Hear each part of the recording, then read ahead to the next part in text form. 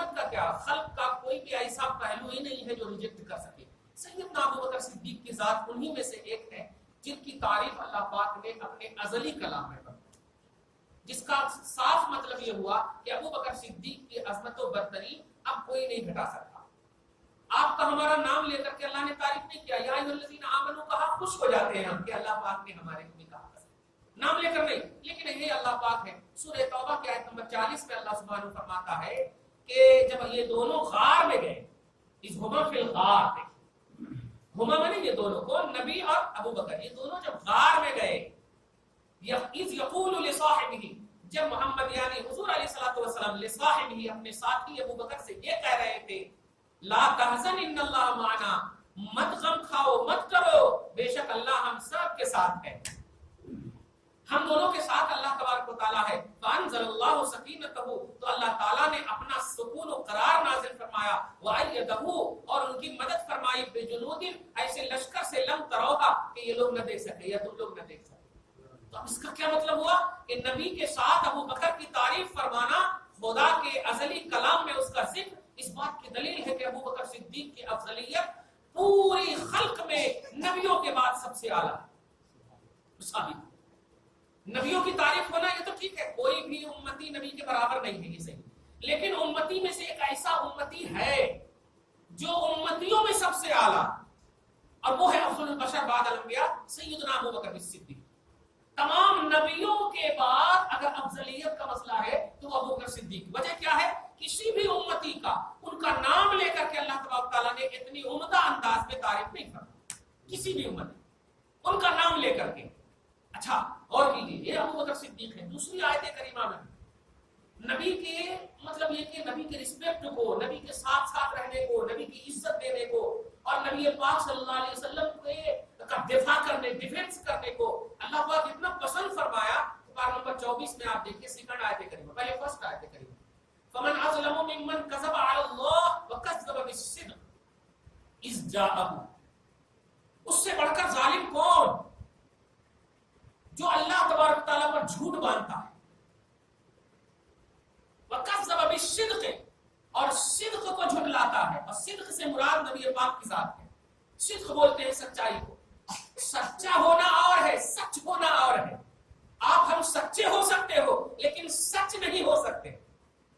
سچا یہ ذات کی صفت ہے، اور حضور سچے تو چھوڑیے سچ ہے حضور کی ذات. جیسے عادل آپ ہو سکتے ہیں، عدل نہیں ہو سکتے. انصاف کرنے والے ہو سکتے ہیں، انصاف نہیں ہو سکتے. یعنی آپ کو دیکھے اور انصاف یاد آ جائے ایسا نہیں. لیکن حضور کی ذات یہ ہے کہ حضور کو دیکھو تو سچ یاد آتا. تو حضور سچ. اللہ فرماتا ہے اس سے بڑھ کر ظالم کون جو سچ کو جھٹلاتا، اللہ پر جھوٹی باندھتا. سچ یعنی مصطفیٰ کو جھٹلاتا. اذ جاءہ، جس وقت کے سچ ان کے سامنے بن کر محمد کی ذات آئی. اور اس کے بعد ہے الیس فی جہنم مثوی للکافرین، کیا جہنم میں کافروں کے لیے ٹھکانہ نہیں ہے؟ مطلب یہ صدق کا جس نے بھی تکذیب کی ہے، اس کو جھٹلایا ہے، وہ جہنم میں اس کا ٹھکانہ. اب اس کے بعد کیا ہے دیکھیں، والذی جاء بالصدق وصدق بہ، اور جب یہ سچ کے ساتھ آنے والی ذات سراپا سچ آئی تو سب سے پہلے اگر کسی نے اس سچ کو تصدیق میں بدلا ہے تو وہ ابو بکر صدیق کی ذات ہے. والذی جاء بالصدق وصدق، صدق بولے تو تصدیق کرنا، برکت سے یاد. اور جب یہ سچ کے ساتھ آئی یہ سراپا ذات محمد عربی کی ذات، صدق بہ، اور اس کی تصدیق کیا ابو بکر صدیق کی ذات ہے. ابو بکر صدیق کی ذات میں تو اللہ فرماتا ہے وہاں تو جہنم ٹھکانا تھا. اولئک هم المتقون، یہی متقی ہے. تو تقوی کی بنیاد حضرت ابو بکر صدیق کو بتایا، اور جہنم کی بنیاد مصطفیٰ جان رحمت کی تکذیب کو بتایا. دیکھیے آپ، جہنمی ہے وہ جو نبی پاک کو جھٹلائے، اور اس کے بعد اگر جنت کی ابتدا ہو رہی ہے تو ابو بکر صدیق کی تصدیق سے ہو رہی ہے. یہ نہیں کہا کہ وہ ہے، یہاں تو کہا کہ جس نے جھٹلایا وہ جہنمی ہے، یہ کہا. اور وہاں ہے صرف ابو بکر کی ذات تصدیق کی. دیکھا آپ نے، اسی لیے ایک قرآن پاک کی آیت کریمہ ہے پارہ نمبر 10 میں کہ جب حضرت عمر فاروق ایمان لائے، نوٹ کیجئے گا، حضرت عمر فاروق ایمان لائے تو اللہ تبارک تعالیٰ کہ سامنے اور اپوزیشن وغیرہ دیکھ کر کے کبھی کبھی یہ بھی ہو جاتے تھے، تو آپ نے اس وقت اللہ پاک نے ایک آیت کریمہ یا ایھا النبی حسبک اللہ ومن اتبعک من المؤمنین، جملے کا مومنین یہ پلورل کا صیغہ ہے، مؤمن یہ سنگل ہے، تو مؤمنین عمر فاروق صرف ایمان لائے ہیں، اور اللہ فرماتا ہے یا ایھا النبی حسبک اللہ، اے نبی، اے غیب کی خبر بتانے والے، آپ کا اللہ آپ کے لیے کافی، اور عمر فاروق کا ایمان لانا تمام مومنین کے برابر ہے، یہ کافی۔ ایک عمر فاروق ایمان لائے، اور اس عمر فاروق سے بھی افضل حضرت سیدنا ابوبکر صدیق نے۔ اب آپ غور کریں، اب افضل البشر کا کی جو عمدہ جھلک نظر آ رہی ہے، افضل المومنین عمر فاروق کو بول سکتے، لیکن افضل البشر سیدنا ابوبکر صدیق نے۔ سبحان اللہ، ابوبکر صدیق ہیں۔ تو ابوبکر صدیق نے تمام کفاروں کے مقابلے میں تنہا اگر کوئی ڈیفنس کرنے والی ذات ہے تو وہ ابوبکر صدیق کی ذات ہے۔ میجارٹی میں میجارٹی کا دفاع کریں تو یہ تو ایکول اور کامن مسئلہ ہو گیا، لیکن اگر اپوزیشن کا دفاع کرے، ایک اپوزیشن کو دور کر دے تو یہ تو واقعی نے سب پر بھاری ہو گئے نا۔ ویسے ہی ذات ابوبکر صدیق کی ہے۔ اور رسول اعظم صلی اللہ علیہ آج جو ان کے مطلب حضرت عائشہ کے حوالے سے جو انگلی اٹھتی ہے معاذ اللہ رب العالمین، اور بار بار ایک جملہ کہتا ہو کہ بیٹی تیری نہیں، بیٹی ابوبکر کی ہے۔ داماد جو ہوتا ہے، نوٹ کیجیے، وہ بیٹے کی منزل میں ہوتا ہے، صحیح ہے، بیوی کی وجہ سے بیٹے کی منزل میں ہوتا ہے، اور رسپیکٹ دینا سسر کو باپ کی طرح ضروری ہے، بالکل ضروری ہے ایک داماد کے لیے۔ اب آپ غور کیجیے، تو ابوبکر صدیق سسر ہے مصطفیٰ، اور نبی پاک داماد ہے، لیکن غور کیجیے آپ، جب بھی ابوبکر صدیق مصطفیٰ کی بارگاہ پہ حاضر ہوتے تو جملہ کیا کہتے ہیں؟ فدا کا امی و ابی یا رسول اللہ، میرے ماں باپ آپ پر قربان ہو یا رسول اللہ۔ ابو بکر سسر ہے، ان کے والد جو ہے سسر در سسر ہوئے نا، ان کی والدہ جو ہے ساس در ساس ہوئی نا۔ ابو بکر صدیق کو کہنا چاہیے بیٹا اے بیٹے، لیکن آج تک کوئی ایسی روایت نہیں ملتی ہے۔ رسپیکٹ کی ابتدا دیکھیے آپ، اور رسپیکٹ کی انتہا بھی دیکھیے آپ۔ ابو بکر صدیق کی ایسی کوئی روایت نہیں ملتی، باوجود یہ کہ حقیقت میں عائشہ کے وہ شوہر ہیں اور عائشہ ابو بکر کی بیٹی، لیکن کبھی نہیں بیٹا کا لفظ کہا۔ آؤ بیٹے، اور ابو، تو یا کسی بھی طرح حاضر خدمت ہوتے تو فدا کا امی و ابی، میرے ماں باپ آپ پر قربان ہو یا رسول اللہ۔ ہے ایسا کوئی سسر جو اپنے داماد پر اپنے باپ ماں کو قربان کرے؟ ارے اتنا بول دے، ارے میں آپ کے لیے قربانی دینے کو تیار ہوں، یہی بہت بڑی بات ہو جائے گی آپ کی تاریخ میں۔ لیکن ماں باپ آپ پر قربان، میں بتانے یہ جا رہا ہوں کہ ابو بکر صدیق کی جو رسول پاک کی بارگاہ میں رسپیکٹ ہے، اس رسپیکٹ نے افضل البشر بنا دیا ہے ابو بکر صدیق کو، یہ افضل بنا ہے۔ اس رسپیکٹ میں تن من دھن، ہم تو بولتے ہیں نا صرف تن منے پورا جسم، من منے پوری نیت خیالات، اور دھن منے دولت، تو پورا جسم، پورا خیال اور پوری دھن دولت نبی کے لیے جو وقف کرتے ہیں اس ذات کا نام ابو بکر صدیق۔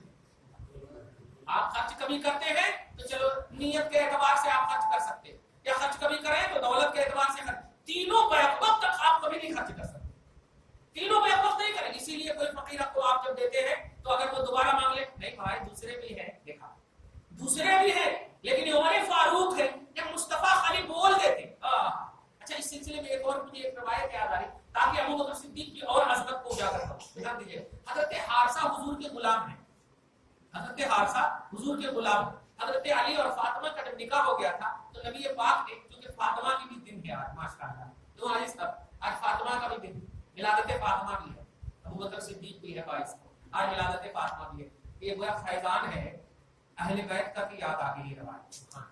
اللہ پاک آپ کو ہم سب کو بخش دے۔ تو حضرت علی اور فاطمہ کی جب شادی ہو گئی تھی تو نبی پاک نے آپ کو کہہ دیا تھا، اے علی ایک الگ گھر لے لو اور اپنی رسپانسبلٹی پرسنلی طور پر سمجھنے کی کوشش کرو، فیوچر کو سنوارو۔ یہ آپ کیونکہ سارے جہان کے رسول ہیں، نفسیات کے عالم، نفسیات کے ماہر، نفسیات کے نبی۔ خیر، تو جب الگ کیا تو حضور علیہ السلام کا گھر اور کسی مطلب اور جہاں پر لیا حضرت علی نے تھوڑا دور تھا، وہ تھوڑا دور کا مطلب جیسے یہاں ہے اور یہ علی صاحب کا گھر ہے، اتنا دور ہے۔ اب آپ اتنا دور ہے، وہ اتنا دور میں کیا پورا مدینہ ہی چھوٹا سا چھوٹی سی بستی تھی، وہیں پر لے لیا۔ اب لے لینے کے بعد کچھ دن پھر جب گزرے نا تو حضرت فاطمہ کو کہتی ہیں بیبی علی سے کہہ کر کے میرے گھر کے بازو میں کوئی گھر اگر ہو جاتا تو کتنا اچھا ہوتا. ایکسچینج کے جس کو کہتے ہیں کوئی اگر ایسا ہے تو حضرت فاطمہ نے حضرت علی نے کہا یا رسول اللہ آپ کے تو وہ غلام ہے حضرت حارثہ ان کو آپ کہہ دیجیے نا. تو آقا نے کہا مجھے شرم آتی ہے دیکھا مجھے شرم آتی ہے نفسیات کے عالم غلام سے مانگیں گے. نوٹ کیجیے گا. لیکن کسی بھی طرح سے حضرت علی وغیرہ سے گفتگو کر رہے تھے تو یہ بات پہنچ گئی حضرت حارثہ تک. وہ تن من دھن کے پہلو ہے اور ابو بکر صدیق کی افضلیت بھی ثابت کروں گا. توجہ دیجیے بات پہنچ گئی حضرت حارثہ تک. دوڑتے ہوئے در مصطفیٰ پہ حاضر ہوئے اور عرض گزار ہوئی یا رسول اللہ میں نے ایسی سی بات سنی ہے. ہاں دیکھیے بشریت دیکھیے مصطفیٰ کی. ہاں ارادہ تو تھا یا رسول اللہ. اس وقت جملہ دیکھیے سرکار میں میرا مال میری دھن دولت سب آپ اس کے مالک ہیں سرکار. آپ ایسا کیسے سوچ لیے میں آپ کا مملوک میری مال میری دولت میرا گھر اس سے بڑی سعادت کیا ہوگی. سرکار آپ کہیں تو ہم ایکسچینج کر لیں علی کے گھر سے اور اپنا گھر ان کو دے دیں. واہ واہ یہ بات اتنا مسکرائے خوش ہوئے سبحان اللہ. دے دیا تو حضرت علی اب رہ گئے کریں گے. لیکن اس کا جو صلہ ملا حضرت حارثہ کو بہت بڑا صلہ ملا ہے. جانتے ہیں غزوہ ہوا ہے غزوہ حنین قرآن پاک میں بھی ہے سورہ آل عمران میں آنے والا ہے. غزوہ حنین ہوا ہے جس میں شکست زبردست ہوئی اور شکست کے بعد جب سب لوگ پسپائی میں ہو گئے تھے صرف 80 جگہ بچے تھے جو مد مقابل کے لیے کافی تھے اور وہی جو ہے اپوزیشن کو زیر کرنے کے لیے وہی کافی ہونے والے ہیں. تو اللہ تبارک و تعالیٰ کے رسول نے اس وقت ارشاد فرمایا. حضرت علی ایک وقت ہے حضرت جبرائیل ایک مرتبہ آ کر کے ایسے بارگاہ رسالت میں بیٹھے ہوئے تھے اور جب چلے گئے تو حضرت حارثہ اچانک پہنچے. تو حضرت حارثہ نے کہا یا رسول اللہ حضرت حارثہ نے کہا یا رسول اللہ کون تھے. بلکہ نبی نے کہا جانتے ہو حارثہ یہ کون ہے. ہاں یا رسول اللہ نہیں جانتا. تو سرکار آپ بتائیں کہ جبرائیل تھے اور تیرے بارے میں کیا بول کر گئے. تیرے بارے میں کیا بول کر گئے. یہ بول کر کے گئے کہ حارثہ کو اللہ تعالیٰ نے 80 لوگوں میں شامل فرما لیا. 80 لوگوں میں شامل فرما لیا. کیا ایسے لوگ سمجھنے والے سمجھ گئے. وہ یہی حقیقت تھی کہ جو اپوزیشن پر سب جب پسپا ہو جائیں گے اور 80 لوگ مد مقابل کو توحید کی بلندی کے لیے اس پر حاوی ہو جائیں گے. ان 80 میں اللہ تعالیٰ نے اس کو اس لیے شامل کیا ہے کہ ایک تو فاطمہ اور علی کو سکون دیا اور ایک مصطفیٰ کے دل کو خوش کیا. تو نبی پاک کے دل کو خوش کرنے کا یہ صلہ ملا ہے کہ اللہ پاک نے ان کو اس میں شامل فرما لیا ہے. اس کو آپ جانتے بھی نہیں حضرت حارثہ. ان سے اعلیٰ تو خلفائے راشدین ہیں علی ہیں عثمان ہیں اوپر عمر ہیں. ان سب کے مقامات کو آپ جانتے ہیں اور ان میں بھی سب سے اعلیٰ جب ابو بکر صدیق ہے تو آپ سوچئے دل مصطفیٰ کو خوش کرنے کے لیے ابو بکر کا کیا مقام ہوگا. دل مصطفیٰ کو خوش کرنے کے لیے ابو بکر کا مقام کیا ہوگا. تو حضرت عائشہ صدیقہ سے شادی کا جو تصور ہے یہ وہی ہے. دل مصطفیٰ کو خوش کرنے کے لیے تن من اور دھن سے جو قربانی دیتے ہیں اس ذات کا نام حضرت ابو بکر صدیق. آج 2 سال کی عمر میں اگر مطلب زیادہ عمر والے موجود ہیں تو ان کی عمر زیادہ ہے تو ہو گیا.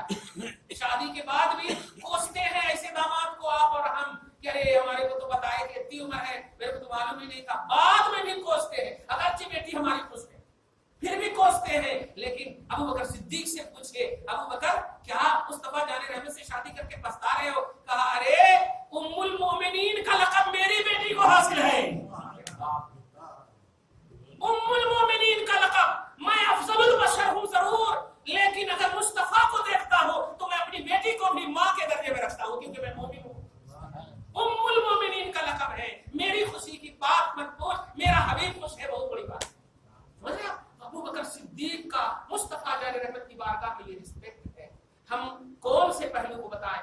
بہت سارے ایسے پہلو ہیں جو افضلیت کے ہیں. ایک پہلو اور مجھے بڑی اچھے سے یاد آتی اسی سورہ توبہ کے آیت نمبر 40 کے تحت حضرت موسیٰ علیہ السلام ہے ایسے اپنی قوم میں تقریر فرما رہے واز فرما رہے اور ان کی قوم میں مطلب واز جب فرما رہے تھے تو ایک سوراخ سے ایک سانپ جو ہے ان کے واز کو سن رہا تھا.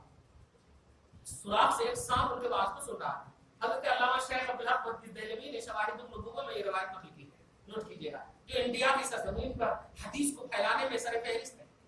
خیر تو वो सुन रहा था और उसी में से हजरत मूसा ये कह रहे थे कि सुनो, एक नबी आने वाले हैं जिनका नाम मोहम्मद है, अगर आ जाए तो हम भी ईमान लाएंगे और तुम भी ईमान लाना, नहीं आएंगे तो मेरे बाद अगर जिनको जिनको बात पहुंचा दो मोहम्मद पर ईमान लाना, इस तरह से। और उनके औसाफ बयान करते, उन्हीं में से ये भी बयान किया कि वो मतलब ये कि गारे सौर की तरफ हिजरत करेंगे, गारे सौर की तरफ वो हिजरत करेंगे। जब ये जुमला कहा तो उस सांप ने उसी वक्त अल्लाह तबारक तआला से दुआ की थी, अल्लाह जब इतनी अजमत वाला वो नबी है तो मुझे जिंदगी अता फरमा कि मैं उस अजमत वाले नबी का दीदार करूं। सांप ने, तो अल्लाह पाक ने उस सांप की दुआ कबूल कर ली। मोहम्मद अरबी सल्लल्लाहु अलैहि वसल्लम से 10,000 साल पहले की बात है तकरीबन, कम हो गए, उसकी दुआ कबूल कर ली। अब जब कबूल कर ली तो हजरत अबू बकर सिद्दीक जो कांधे पर लेकर के गारे सौर में तशरीफ लाए और 3 दिन तक वहां रहे। तवज्जो दीजिएगा, तो जितने भी मतलब गारे सौर के अंदर सुराखा थे वो सब सुराख को अपने कपड़े फाड़ फाड़ करके सब डाल दिए, सब में डाल दिए ताकि कोई कीड़े मकोड़े मुस्तफा को तकलीफ न दे। ध्यान दीजिएगा। और उसके बाद पहले कहा या फिर आप बैठिए, मैं पहले साफ कर लेता हूँ, और साफ करने के बाद जब गए तो 2 सुराख जो है बंद नहीं था। अब 2 सुराख जब बंद नहीं था तो अब क्या करें, उसके बाद कहे वो 2 सुराख में अपने पांव की उंगली को डाल करके मुस्तफा को कहे ताल या रसूल अल्लाह, तशरीफ लाइए या रसूल। तो वो उंगली डाले हुए थे उसी में।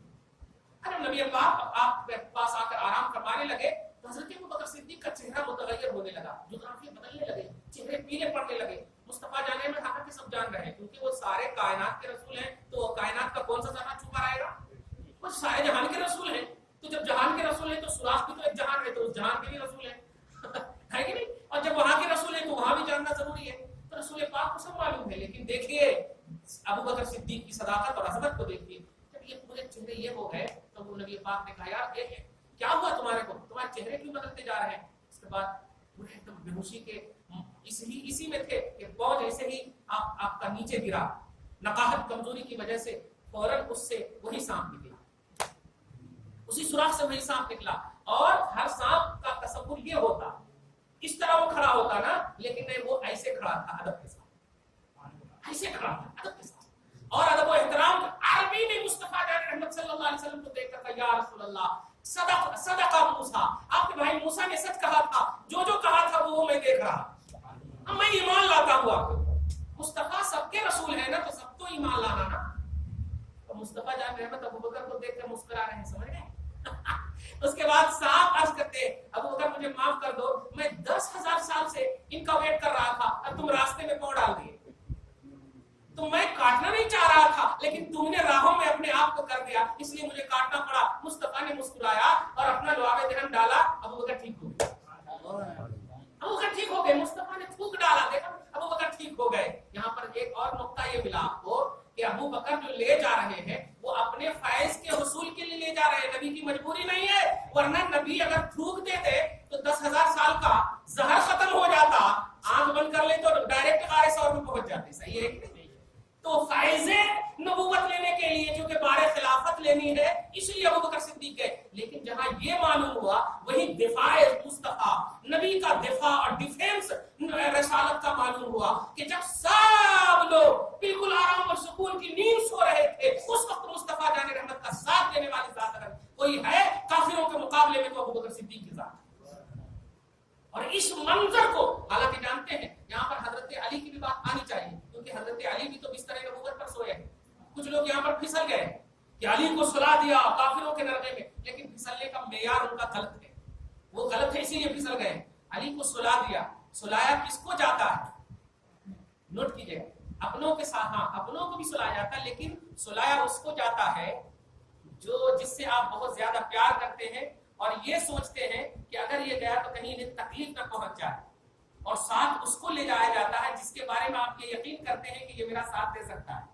सही है कि नहीं, ये मेरा साथ दे सकता है।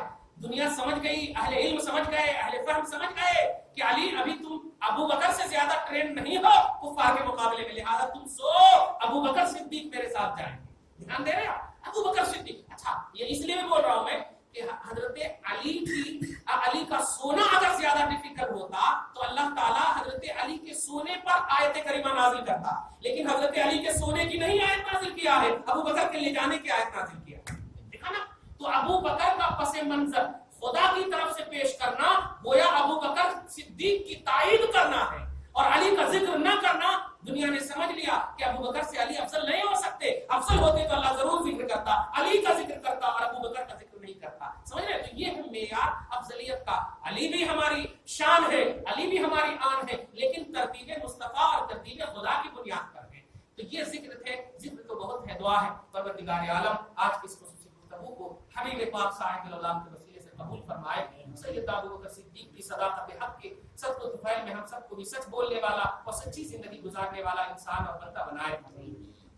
گھر بار میں اولاد میں برکت عطا فرمائے، بہو بیٹیوں کی عزت و آبرو کی حفاظت فرمائے، برکتوں سے نوازے، پریشانیوں کو دور فرمائے. وصلی اللہ تعالی علی خیر خلق محمد وآلہ وصحبہ اجمعین برحمتہ.